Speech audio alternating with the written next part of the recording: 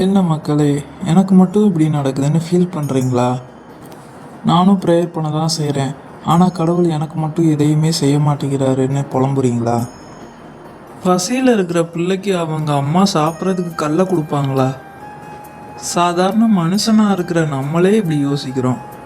நம்மளை படைச்ச கடவுள் நம்மளை வெற்றுவாரா?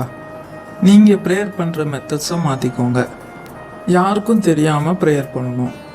நான் இதுக்காக ப்ரேயர் பண்ணுறேன், அதுக்காக ப்ரேயர் பண்ணுறேன்னு யார்கிட்டையும் சொல்லக்கூடாது.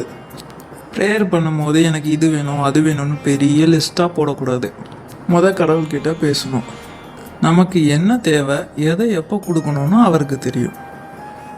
3வது ரொம்ப முக்கியம், இந்த கடவுள்கிட்ட கேட்டுட்டேன் கிடைக்கல, அதனால் நான் வேறு கடவுள்கிட்ட கேட்குறேன் அப்படின்னு கேட்கக்கூடாது. ஒரு சிலர் இருப்பாங்க, எல்லா கடவுள்கிட்டையும் கேட்போம், ஏதாவது ஒரு கடவுள் கொடுக்கட்டும் அப்படின்னு நினைப்பாங்க. அப்படி இல்லை. நமக்கு அப்பானா அது ஒருத்தர் தான் இல்லையா? ப்ரேயர் பண்ணுற மெத்தட்ஸை மாற்றுங்க. நம்பிக்கையோட ப்ரேயர் பண்ணுங்கள். தேங்க்யூ. லைக் பண்ணுங்க, ஷேர் பண்ணுங்க, சப்ஸ்கிரைப் பண்ணுங்க.